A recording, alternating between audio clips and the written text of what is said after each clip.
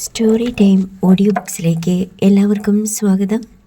CV Nirmala എഴുതിയ മറുതീരം തേടി. പ്രിയമുള്ളവരെ, ഇന്നലെ അപ്ലോഡ് ചെയ്തതിൽ ഒരധ്യായം മിസ്സായി പോയിട്ടുണ്ടായിരുന്നു. ആ അധ്യായമാണിത്. മിന്നുമോൾ അച്ഛൻ്റെ ഉടലിൽ അങ്ങിങ്ങ് തൊട്ട് തലോടിക്കൊണ്ട് തിരക്കി. ഇവിടെ വേദനയുണ്ടോ അച്ഛാ? ഇല്ല. ഇവിടെയോ? ഇല്ല മോളൂ. വയറിനു മീതെ കൈപ്പത്തി വെച്ചിട്ട് അവൾ ചോദിച്ചു. ഇവിടെ വേദനിക്കൂ? മോൾക്കിപ്പോൾ എന്താ വേണ്ടേ? എണിച്ച് കിടക്കണം. അത്രേ ഉള്ളോ? കിടന്നോ. മിന്നുമോൾ അനിൽ ബാബുവിൻ്റെ വയറിന് മീതെ തലവെച്ച് കട്ടിലിന് കുറുകെ കിടന്നു. വേദനിക്കുന്നുണ്ടോ എന്നറിയാൻ അനിൽ ബാബുവിൻ്റെ മുഖത്തേക്ക് നോക്കി. കുഴപ്പമൊന്നുമില്ലട ചക്കരെ, അനിൽ ബാബു പറഞ്ഞപ്പോൾ അവൾ പുഞ്ചിരി തൂകി. അച്ഛന് സുഖമായോ? സുഖമായിട്ടില്ല, പക്ഷേ എൻ്റെ മോള് തൊട്ടാലൊന്നും വേദനിക്കില്ല അച്ഛന്. അച്ഛാ. അങ്കിളിനെ എന്തിനാ പോലീസ് പിടിച്ചുകൊണ്ട് പോയേ? ഉദയഭാനുവിനെ നയോമി അങ്കിൾ എന്ന് വിളിക്കുന്നത് കേട്ട് അനുകരിച്ച് പഠിച്ചതാണ് മിന്നുമോൾ. പോലീസ് പിടിച്ചോണ്ടൊന്നും പോയതല്ലടാ മുത്തേ, ഞാൻ കണ്ടല്ലോ പോലീസിൻ്റെ ജീപ്പയിൽ കയറ്റിക്കൊണ്ട് പോകുന്നേ. അത് അങ്കിൾ വേറൊരു കാര്യത്തിന് പോയതാ. എന്താ അച്ഛാ വേറെ കാര്യം? റെയിൽവേ ട്രാക്കിൽ ചിതറിക്കിടക്കുന്ന മൃതദേഹം അവളുടെ അമ്മയുടേതാണോ എന്ന് തിരിച്ചറിയാൻ വേണ്ടി പോലീസ് കൂട്ടിക്കൊണ്ടു പോയതാണെന്ന് കൊച്ചു കുഞ്ഞിനോട് പറയാൻ പറ്റില്ല. 2 നിമിഷത്തെ മൗനത്തിന് ശേഷം അനിൽ ബാബു പറഞ്ഞു. അതോ, അത് പിന്നെ അങ്കിളുണ്ടല്ലോ, അമ്മയും കൂട്ടിക്കൊണ്ട് വരാൻ പോയതാ. എൻ്റെ അമ്മയോ? ആണോ അച്ഛാ? നിൻ്റെ അമ്മ ഇവിടെ ഉണ്ടല്ലോ, പിന്നെ ആരുടെ അമ്മയാ? 1 നിമിഷം ആലോചിച്ചിട്ട് അവൾ സ്വയം നെഞ്ചിൽ തൊട്ട് സമ്മതിച്ചു. എൻ്റെ അമ്മ. അമ്മ പോയിട്ടിപ്പോൾ എത്ര ദിവസമായി? എത്ര ദിവസമായി മോള് പറ. 1, 2, 3, 6, 10, 5 ദിവസം. ആ ശരിയാ. താൻ കണക്ക് കൂട്ടിയത് തെറ്റാണെന്ന മട്ടിൽ അവൾ സമ്മതിച്ചു കൊടുത്തു. അമ്മയെ കൂട്ടിക്കൊണ്ട് വരണ്ടേ? അമ്മ എവിടെ പോയതാ അച്ഛാ? എവിടോ പോയി. ഷോ. മിന്നുമോൾ നിരാശ പ്രകടിപ്പിച്ചു. എന്താണിപ്പോൾ ഒരു ഷോ? അമ്മ വേണ്ടായിരുന്നു. അമ്മയ്ക്ക് ദേഷ്യ. ആരോട്? മിന്നുമോളോടോ? എല്ലാരോടും. മോൾ അങ്ങനെ പറയല്ലേ. മോളുടെ അമ്മയല്ലേ. മോള് ചോദിക്കുന്നതൊക്കെ അമ്മ വാങ്ങിത്തരത്തില്ലേ? Ice cream, laddu, chocolate, teddy bear, അങ്ങനെ എന്തെല്ലാം. അമ്മ തിരിച്ചു വരാൻ വേണ്ടി മോള് പ്രാർത്ഥിക്കണം. കുട്ടികളുടെ പ്രാർത്ഥന ഈശ്വരൻ വേഗം കേൾക്കും. ഞാൻ പ്രാർത്ഥിക്കാം. മിന്നുമോൾ തലയാട്ടി സമ്മതിച്ചു. സൗദാമിനി അമ്മ വാതിൽക്കൽ നോക്കി നിൽപ്പുണ്ടായിരുന്നു. അമ്മയുടെ നോട്ടം അർത്ഥഗർഭമാണെന്ന് കണ്ട് അനിൽ ബാബു പറഞ്ഞു. നയോമി തിരിച്ചു വരും അമ്മേ, അതിലെനിക്കൊരു സംശയവുമില്ല. പോലീസ് വന്നപ്പോൾ പറഞ്ഞത് എന്താണെന്ന് നീയും കേട്ടതല്ലേ? അതൊക്കെ അവർക്ക് തെറ്റുപറ്റിയതാ. അവർക്ക് തിരിച്ചറിയാൻ പറ്റാത്തത് കൊണ്ടാണല്ലോ ഉദയൻ അങ്കിളിനെ വിളിച്ചുകൊണ്ട് പോയത്. ഫോട്ടോയും വീഡിയോ ക്ലിപ്പിംഗ്സും ഒക്കെ പോലീസിൻ്റെ കയ്യിലുള്ളതല്ലേ? എന്നിട്ടും അവർക്ക് ഐഡൻറ്റിഫൈ ചെയ്യാൻ പറ്റിയില്ലെങ്കിൽ എന്താ അതിനർത്ഥം? അത് അവളല്ല, നയോമിയല്ല, അനിൽ ബാബു തറപ്പിച്ചു പറഞ്ഞു. സൗദാമിനി അമ്മയ്ക്ക് തൻ്റെ മകനോട് സഹതാപം തോന്നി. അവൻ വെറുതെ ആഗ്രഹിക്കുകയാണ് അവൾ തിരിച്ചു വരുമെന്ന്. തട്ടിക്കൊണ്ടുപോയവർ സ്ത്രീകളല്ല, ഗുണ്ടകളാണ്. അവരുടെ കൂടെ ഒളിസങ്കേതത്തിൽ രാപ്പകലെന്നില്ലാതെ കഴിച്ചുകൂട്ടിയ ശേഷം തിരിച്ചു വന്നാൽ തന്നെ അവളുടെ അവസ്ഥ എന്തായിരിക്കും?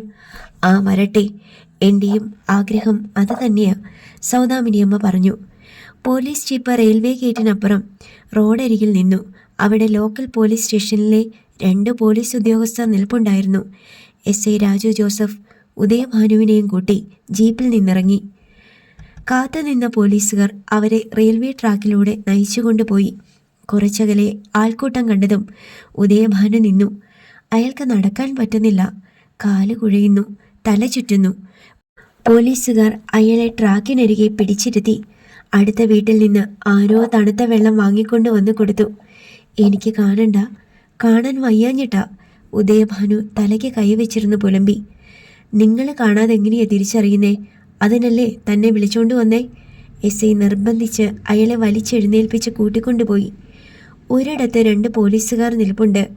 അവർക്ക് സമീപം ട്രാക്കിന് വെളിയിൽ പ്ലാസ്റ്റിക് ഷീറ്റ് കൊണ്ട് എന്തോ മൂടിയിട്ടിരിക്കുന്നു. ആൾക്കൂട്ടത്തെ പോലീസ് അകറ്റി നിർത്തിയിരിക്കുകയാണ്. ഉദയഭാനുവിൻ്റെ കാല് വിറച്ചു തുടങ്ങി. താൻ ചെന്ന് നോക്ക്. SI രാജു ജോസഫ് ഉദയഭാനുവിൻ്റെ കൈത്തണ്ടയിൽ പിടിച്ച് മുന്നോട്ട് നീക്കി. പോലീസുകാരിലൊരാൾ നീല പ്ലാസ്റ്റിക് ഷീറ്റിൻ്റെ അറ്റത്ത് പിടിച്ച് വലിച്ചു നീക്കിയപ്പോൾ മൃതദേഹം അനാവൃതമായി. മുറിഞ്ഞുപോയ അവയവങ്ങൾ ചേർത്ത് വെച്ച പോലെ ഒരു മനുഷ്യ ശരീരം. ഒറ്റ നോട്ടത്തിൽ തന്നെ അത് നയോമിയല്ലെന്ന് ഉദയഭാനുവിന് മനസ്സിലായി. അയാൾ പെട്ടെന്ന് പിന്തിരിഞ്ഞു. താൻ എന്താ ശരിക്കും നോക്കാത്തെ? എങ്ങോട്ടാ താൻ ഓടുന്നേ? SI രാജു ജോസഫ് ചോദിച്ചു. അത് നയോമിയല്ല സാറേ. മനുഷ്യച്ചോരയുടെയും പച്ചമാംസത്തിൻ്റെയും ഗന്ധമേറ്റ് അയാൾക്ക് മനം പിരട്ടുന്നുണ്ടായിരുന്നു. അല്ലെന്ന് തനിക്ക് ഉറപ്പാണോ? എനിക്ക് ഉറപ്പാ. ഏതാനും വാര നടന്ന ശേഷം ഓക്കാനിച്ചുകൊണ്ട് ഉദയഭാനു കുനിഞ്ഞു. കുടൽമാലകൾ കൂടി ഇളകിപ്പോരും വിധം ഛർദ്ദിച്ചു. വീട്ടിൽ ഒരിടത്തും ഇരുന്നിട്ട് ഇരിപ്പുറയ്ക്കാതെ, ഒരിടത്തും നിന്നിട്ട് നിൽപ്പുറയ്ക്കാതെ കൃഷ്ണമ്മ ഫോണും കയ്യിൽ പിടിച്ച് ഇരുപ്പുമുറിയിലേക്കും സിറ്റൗട്ടിലേക്കും സ്വന്തം മുറിയിലേക്കും മാറി മാറി സഞ്ചരിച്ചു. ഇടയ്ക്ക് സൗദാമിനി അമ്മയോട് ചെന്ന് ചോദിച്ചു, പോലീസുകാർ വിളിച്ചായിരുന്നോ? ഇല്ല. ഉദയഭാനു വിളിച്ചില്ലേ? ഇല്ല. അവൻ എന്താ വിളിക്കാത്തെ? അങ്ങനെ എരിപരി സഞ്ചാരം കൊണ്ട് മനസ്സ് വിഷമിക്കുന്നതിനിടയിൽ ഉദയഭാനുവിൻ്റെ കോൾ വന്നു. മോനെ, അതൊരു ദീനവിലാപമായിരുന്നു. അമ്മ പേടിക്കണ്ട, അത് നമ്മുടെ നയോമിയല്ല. ഫോണിൽ കൂടി ഉത്തരം കിട്ടിയതും കൃഷ്ണമ്മ കരഞ്ഞുപോയി. അവർ അപ്പോൾ തന്നെ സൗദാമിനി അമ്മയോടുള്ള സകല വിരോധങ്ങളും തൽക്കാലത്തേക്ക് മാറ്റിവെച്ച് വേഗം ചെന്ന് പറഞ്ഞു. ഉദയൻ വിളിച്ചു, അത് നയോമിയല്ല എന്ന്. സൗദാമിനിയമ്മ ഉടൻ അനിൽ ബാബുവിനോട് ചെന്ന് പറഞ്ഞു. ഉദയഭാനു വിളിച്ചുവെന്ന് കൃഷ്ണമ്മ ചേച്ചി വന്ന് പറഞ്ഞു. നയോമി അല്ലാത്രേ. അനിൽ ബാബുവിൻ്റെ അപ്പോഴത്തെ മുഖം കണ്ടപ്പോഴാണ് സൗദാമിനിയമ്മയ്ക്ക് മനസ്സിലായത് തൻ്റെ മകൻ എന്തുമാത്രം മാനസിക സംഘർഷം അനുഭവിക്കുന്നുണ്ടായിരുന്നുവെന്ന്. അമ്മയോട് ഞാൻ എപ്പോഴേ പറഞ്ഞില്ലേ അത് നയോമിയല്ലെന്ന്. ഇപ്പോൾ എങ്ങനെയിരിക്കുന്നു? അയാളുടെ നിഷ്കളങ്കമായ ആനന്ദം കണ്ടപ്പോൾ നയോമിയുടെ കണ്ണിൽ നനവൂറി. എന്ത് കാരണത്തിലാണ് അവൻ ആഹ്ലാദിക്കുന്നത്? അതിന് എന്തെങ്കിലും അർത്ഥമുണ്ടോ? നയോമിയെ തിരിച്ചു കിട്ടിയോ? ഇല്ല. അവളെ തിരികെ ലഭിക്കുമെന്ന് ഉറപ്പായോ? അതുമില്ല. ഒരു വിദൂര സൂചന പോലും ലഭിച്ചിട്ടില്ല. അനിൽ ബാബുവിൻ്റെ പ്രതീക്ഷയുടെ വലുപ്പം സൗദാമിനി അമ്മയെ ആശ്ചര്യപ്പെടുത്തി. തനിക്ക് മാത്രം എന്തുകൊണ്ടാണ് പ്രതീക്ഷയില്ലാത്തത് എന്ന് കുറ്റബോധത്തോടെ ഒരാത്മവിചാരം നടത്തി നോക്കി. നയോമിയുടെ പുനരാഗമനത്തെ പറ്റിയുള്ള ചിന്തയിൽ സൗദാമിനിയമ്മയുടെ മനസ്സിലൊരു വിളക്കം തെളിയുന്നില്ല. ഒരു ആശാകിരണം പോലുമില്ല. രാത്രിയിലെ ശ്മശാനം പോലെ ഭീതിതമായ ഒരു അന്ധകാരമാണ് മനസ്സിൽ. ദൂരെയുള്ള വഴിവിളക്ക് പോലും പെട്ടെന്ന് അണഞ്ഞു പോവുകയും നയോമിയെ തട്ടിക്കൊണ്ടുപോയ കേസിൻ്റെ അന്വേഷണം ഒരിടത്തും എത്തിക്കാൻ കഴിയാതെ വഴിമുട്ടിയ അവസ്ഥയിലായി പോലീസ്. വിജയാനന്ദ റിമാൻഡിലുണ്ടെന്ന ഒരൊറ്റ ആശ്വാസം മാത്രമേ പോലീസിനുള്ളൂ. ഇടയ്ക്ക് മാധ്യമ പ്രവർത്തകർ നയോമിയുടെ കേസിനെപ്പറ്റി ചോദിക്കുമ്പോൾ പോലീസ് വിജയാനന്ദിൻ്റെ പേര് പറഞ്ഞ് തടി തപ്പി. നയോമിയെ തട്ടിക്കൊണ്ടുപോയതിന് പിന്നിൽ വലിയ ഗൂഢാലോചന നടന്നിട്ടുണ്ട്. ചലച്ചിത്ര രംഗത്തെ ചില പ്രശസ്തർ ഈ ഗൂഢാലോചനയ്ക്ക് പിന്നിലുണ്ടെന്ന് പോലീസിന് വ്യക്തമായ വിവരം ലഭിച്ചിട്ടുണ്ട്. കൂടുതൽ തെളിവിനായുള്ള അന്വേഷണം നടക്കുകയാണ്. കേരളത്തെ ഞെട്ടിക്കുന്ന ചില വിവരങ്ങൾ അധികം വൈകാതെ പുറത്തു വരും. ചില അറസ്റ്റുകൾ ഉടൻ സംഭവിച്ചേക്കാം. 100% തെളിവുകളും ശേഖരിച്ചു കഴിഞ്ഞിട്ടാവണം അറസ്റ്റ്. അതിനാണ് പോലീസ് കാലവിളംബം എടുക്കുന്നത്. കേരള രാഷ്ട്രീയത്തിലെ ഉന്നതന്മാരുമായി ബന്ധമുള്ള ചില വൻതോക്കുകൾ ആ സ്വാധീനം ഉപയോഗിച്ച് രക്ഷപ്പെടാനും കേസ് അട്ടിമറിക്കാനുമുള്ള സാധ്യതകൾ കൂടി പരിഗണിച്ച് പ്രതികൾ വല പൊട്ടിച്ച് പുറത്ത് ചാടില്ല എന്ന് 100% ഉറപ്പിച്ച ശേഷമായിരിക്കും അറസ്റ്റ്. പോലീസിൻ്റെ വിശദീകരണം ഇങ്ങനെ നീണ്ടുപോയി. എന്തെങ്കിലും ഒരു അടയാളം കിട്ടുമെന്ന് കരുതി മാധ്യമപ്രവർത്തകർ കുത്തിക്കിഴിച്ച് വീണ്ടും ചോദ്യങ്ങൾ ഉന്നയിച്ചു. ആരാണ് ഗൂഢാലോചനയുടെ സൂത്രധാരൻ? വിജയാനന്ദ് തന്നെയാണോ? ചലച്ചിത്ര രംഗത്തെ പ്രമുഖർ എന്നുദ്ദേശിച്ചത് നടന്മാരെയാണോ? അതോ നിർമ്മാതാക്കളോ? അതുമല്ലെങ്കിൽ സംവിധായകരോ വിതരണക്കാരോ? എല്ലാം കാത്തിരുന്ന് കാണാം. പോലീസിന് നിർണായകമായ ചില വിവരങ്ങൾ കൂടി കിട്ടാനുണ്ട്. അതുകൂടി ശേഖരിച്ചു കഴിഞ്ഞ ശേഷമായിരിക്കും അറസ്റ്റ്. നയോമി ജീവിച്ചിരിപ്പുണ്ടോ ഇല്ലയോ എന്നതിന് എന്തെങ്കിലും തെളിവുകൾ കിട്ടിയോ? നയോമി ജീവനോടെ ഉണ്ടെന്ന് തന്നെയാണ് പോലീസിൻ്റെ നിഗമനം. അടുത്ത ഏതാനും ദിവസങ്ങൾക്കുള്ളിൽ പോലീസ് യഥാർത്ഥ വിവരങ്ങൾ പുറത്തുവിടും. ഇപ്പോൾ ഇതേപ്പറ്റി എന്തെങ്കിലും കൂടുതൽ പറയുന്നത് കേസിൻ്റെ അന്വേഷണത്തെ ദോഷകരമായി ബാധിക്കും. ക്ഷമയോടെ കാത്തിരിക്കുക. വലിയൊരു സ്കൂപ്പിനായി.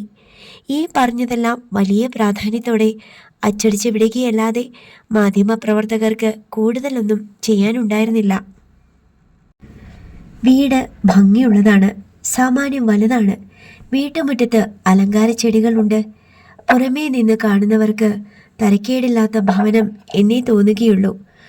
ആ വീട്ടിൽ നിന്ന് ഇറങ്ങി വരുന്ന ഒരാൾ ഒരു നേരത്തെ ആഹാരത്തിന് വേണ്ടി യാചിക്കുന്നത് സങ്കല്പിക്കാൻ പോലും ആർക്കും സാധ്യമല്ല.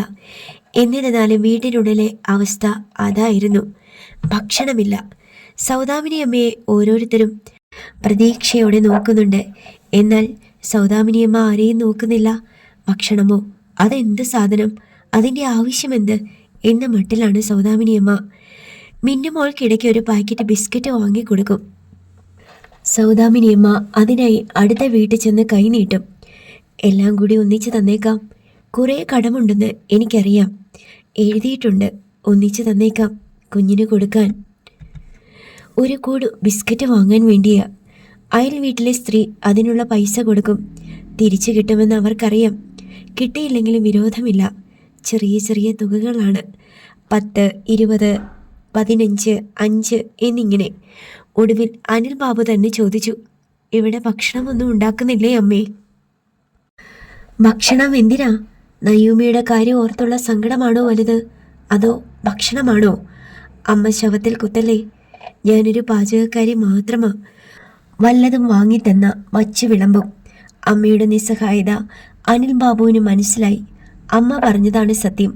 അനിൽ ബാബു ഫോൺ ആവശ്യപ്പെട്ടപ്പോൾ സൗദാമിനിയമ്മ പറഞ്ഞു, നിന്റെ കൂട്ടുകാരെ വിളിച്ച് സഹായം ചോദിക്കരുത്. അവരെല്ലാവരും അവരെ കൊണ്ട് കഴിയുന്നതിലും അപ്പുറം സഹായിച്ചിട്ടുണ്ട്. നീ ആശുപത്രിയിൽ കിടന്നപ്പോൾ അവരെ വെറുപ്പിക്കരുത്.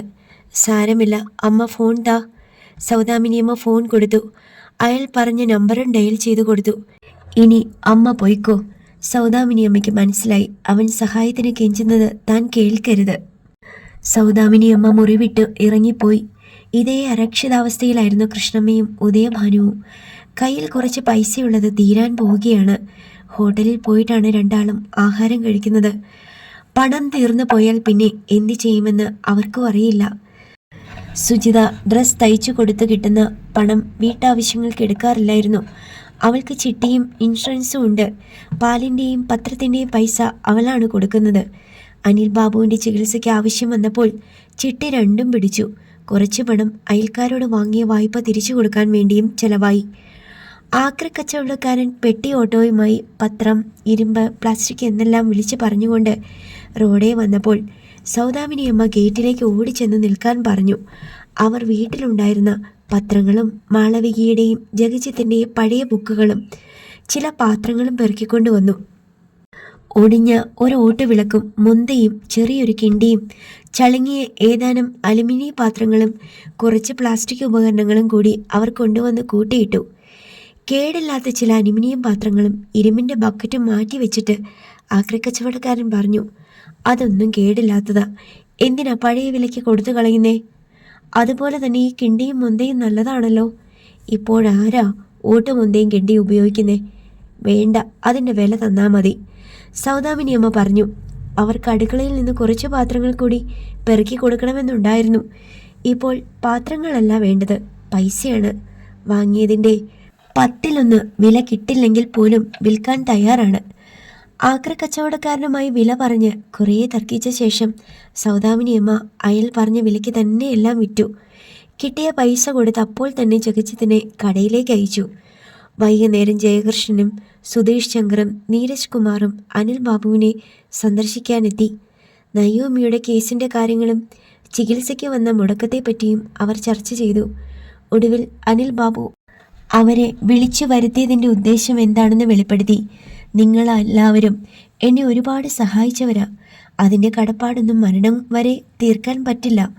വീണ്ടും സഹായം ആവശ്യപ്പെടുന്നത് ഉളിപ്പില്ലായ്മയാണെന്നും അറിയാം. പക്ഷെ ഗതികേട് കൊണ്ട് ചോദിച്ചു പോവുക. ഒന്നൂടെ എന്നെ ഒന്ന് ഹെൽപ്പ് ചെയ്യാൻ പറ്റുമോ? നിന്റെ അവസ്ഥയൊക്കെ ഞങ്ങൾക്കറിയാം. മുഖവരിയൊന്നും വേണ്ട. എല്ലാവരും കൂടി ഒരു 100-200 രൂപയൊക്കെ വെച്ച് പിരിവിട്ട് 5000 രൂപയ്ക്കടുത്ത് സംഘടിപ്പിച്ച് തരാൻ പറ്റുമോ? ചികിത്സയും മരുന്നും ഒക്കെ നിർത്തി 8-9 വയറ് കഴിഞ്ഞു പോകണ്ടേ? 1 മാസം എങ്ങനെയെങ്കിലും പിടിച്ചു നിൽക്കണം.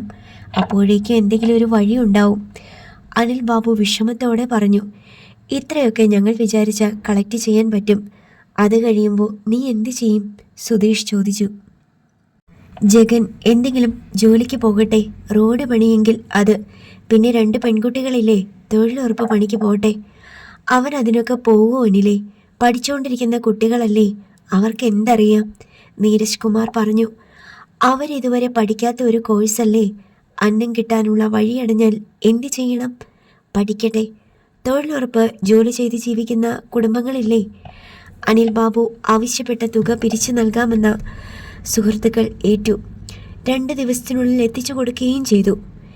കേസിൻ്റെ പുരോഗതി അന്വേഷിക്കാൻ കൃഷ്ണമ്മയും ഉദയഭാനുവും എന്നും പോലീസ് സ്റ്റേഷനിലെത്തും.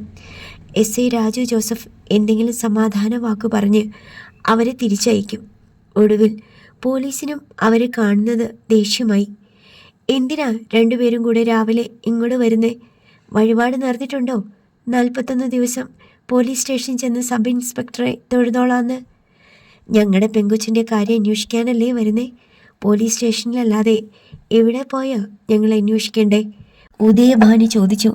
നിങ്ങളുടെ പെങ്കൊച്ചിനെ പോലീസുകാരാണോ പിടിച്ചോണ്ട് പോയത്? അല്ലല്ലോ. അവളെ പരുന്തും കാക്കയും റാഞ്ചിക്കൊണ്ട് പോകാതെ സംരക്ഷിച്ചോളാന്ന് ഞങ്ങൾ വാക്ക് തന്നിട്ടുണ്ടോ? അതുമില്ല. നിങ്ങളുടെ പെങ്കൊച്ചിൻ്റെ പിടിപ്പ് ദോഷം കൊണ്ട് പറ്റിയ അപകടമാ. ഞങ്ങളെ കൊണ്ട് കഴിയുന്നത് പോലെ അന്വേഷിക്കുന്നുണ്ട്. ഞങ്ങളുടെ വിഷമം ഞങ്ങൾക്കല്ലേ അറിയൂ. ഞങ്ങൾക്കല്ലേ നഷ്ടപ്പെട്ടത്? കൃഷ്ണമ്മ അവലാതിപ്പെട്ടു. ഞങ്ങൾക്കും അറിയാം നിങ്ങളുടെ വിഷമം. എന്തെങ്കിലും വിവരം കിട്ടിയാൽ അങ്ങോട്ട് അറിയിച്ചോളാം. എന്നും ഇവിടെ വന്ന് ഹാജര് വെക്കണമെന്നില്ല. ഉദയഭാനുവും കൃഷ്ണമ്മയും SIയുടെ മുറിയിൽ നിന്നിറങ്ങി വരാന്തയിലൂടെ നടക്കുമ്പോൾ പോലീസുകാരിലാരോ പിറുപിറുക്കുന്നത് കേട്ടു. ഇനി എവിടുന്ന് കിട്ടാനാ ജീവനോടെ? ദിവസം 10-12 ആയില്ലേ? അസ്ഥിയെങ്കിലും കിട്ടിയ ഭാഗ്യം. കൃഷ്ണമ്മയുടെ നെഞ്ചിലാണ് ആ തീക്കനലുകൾ വീണത്. അവർ തിരിഞ്ഞൊന്ന് നോക്കി. 2-3 പേർ നിൽപ്പുണ്ട്. ആരാണ് പറഞ്ഞതെന്ന് മനസ്സിലായില്ല. നിങ്ങളുടെയൊക്കെ പെങ്ങളോ മകളോ പോയാലും ഇങ്ങനെ തന്നെ പറയണേ.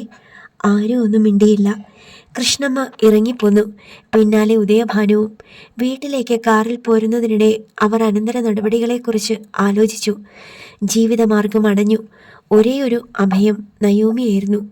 നയോമിയും അനിൽ ബാബുവും തമ്മിലുള്ള വിവാഹം ഒരിക്കൽ ഈയൊരു അവസ്ഥയിൽ അവരെ എത്തിച്ചതായിരുന്നു. ആ വിവാഹം നടക്കാതിരിക്കാൻ അവർ അങ്ങേയറ്റം പരിശ്രമിച്ചതാണ്. പക്ഷേ പ്രണയം തലയ്ക്ക് പിടിച്ച നയോമി വഴങ്ങിയില്ല. ആ വിവാഹത്തോടെ അവളുടെ ഭാവി ഇരുളടഞ്ഞുവെന്ന് തന്നെ കരുതി. അതോടൊപ്പം തങ്ങളുടെയും മെഗാ സീരിയലുകളിലും സിനിമയിലുമൊക്കെ ശോഭിക്കേണ്ടവൾ, തെന്നിന്ത്യയിൽ വെന്നിക്കൊടി പാറിച്ച നയൻതാരയെ പോലെയും മീര ജാസ്മിനെ പോലെയും സൂപ്പർ സ്റ്റാർ പദവിയിൽ വിരാജിക്കേണ്ടവൾ, കേവലം ഒരു 3-ാം കിട ക്യാമറാമാൻ്റെ അടുക്കളക്കാരിയായി അധപതിച്ച് സ്വന്തം കുഴി തോണ്ടുന്ന കാഴ്ച അസഹനീയമായിരുന്നു. നയോമിയെ ആ ബന്ധത്തിൽ നിന്ന് അടർത്തിയെടുത്ത് തിരികെ കൊണ്ടുപോകാൻ വർഷങ്ങളോളം നടത്തിയ ശ്രമമാണ് ഒടുവിൽ ഫലം കണ്ടത്. വീണ്ടും പരസ്യങ്ങളിലെ മോഡലായും സിനിമയിൽ നായികയായും അഭിനയിച്ചു തുടങ്ങിയതായിരുന്നു. ഇങ്ങോട്ട് തിരിച്ചു വരരുതായിരുന്നു അവിടെ പാളിപ്പോയത്. ഉദയഭാനു കൃഷ്ണമ്മയോട് പറഞ്ഞു. അവനെ ചികിത്സിക്കാൻ പണം കൊടുത്തതും പകരം വീട് എഴുതി വാങ്ങിയതും ആ വീട്ടിലേക്ക് താമസം മാറ്റിയതും എല്ലാം തെറ്റിപ്പോയി. അതുകൊണ്ട് വന്ന കുഴപ്പമല്ലല്ലോ ഉദയ. ഇതിപ്പോൾ എന്തായാലും സംഭവിക്കില്ലായിരുന്നോ? ഇനി അവനോട് വിരോധം തീർക്കാൻ ആരെങ്കിലും ചെയ്തതാണെന്ന് ആർക്കറിയാം? ഒരു കാര്യം ഞാൻ തീരുമാനിച്ചു. അവരെ എല്ലാം ആ വീട്ടിൽ നിന്ന് ഇറക്കി വിടണം. നയോമി വാങ്ങിയ വീടല്ലേ, ഇനി നമ്മളാ അവകാശികൾ. നയോമി ഇല്ലെങ്കിൽ പിന്നെ അവരും നമ്മളും തമ്മിൽ എന്താ ബന്ധം? ഒന്നുമില്ല.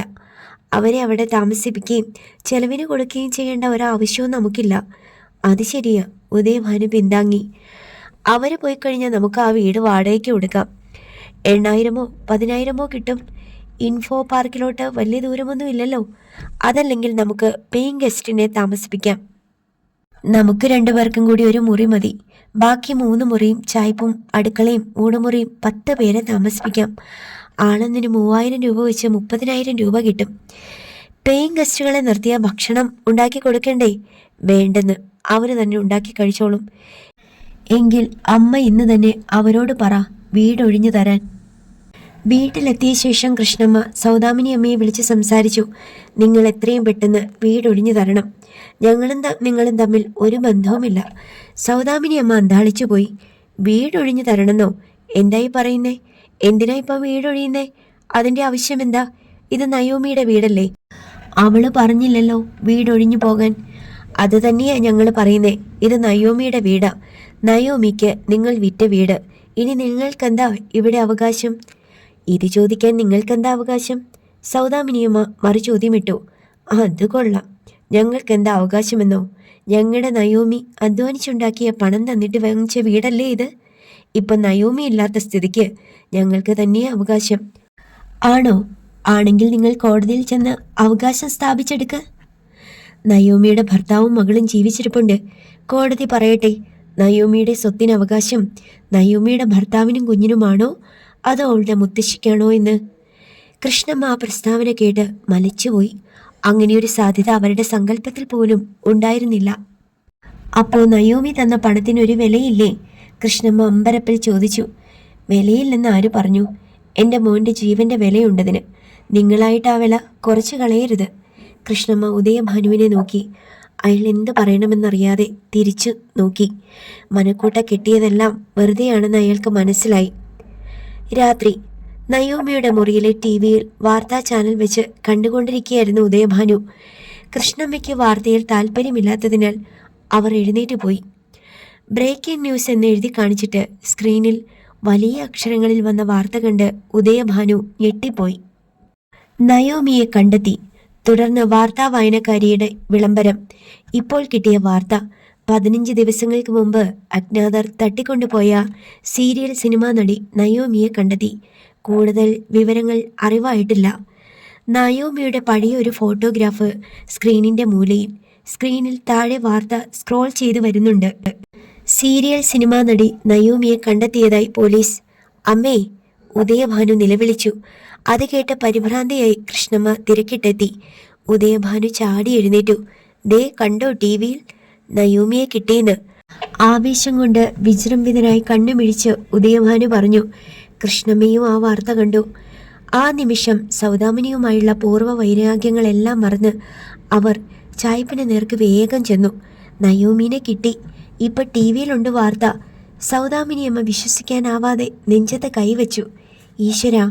രാമചന്ദ്രൻ നായരും ജഗജിത്തും മാളവികയും സുജിതയും അത്ഭുത സ്തബ്ധരായി. കൃഷ്ണമ്മ അനിൽ ബാബുവിൻ്റെ മുറിയുടെ വാതിൽക്കലെത്തി. നയോമിയെ കിട്ടിയെന്ന് ടി-വിയിലുണ്ട്. അനിൽ ബാബു ചിരിക്കണോ കരയണോ എന്നറിയാത്ത അവസ്ഥയിലായി. അയാളുടെ കൺകോണിലൂടെ പതിയെ നനവൊലിച്ചിറങ്ങി. അടുത്ത ഭാഗം നാളെ.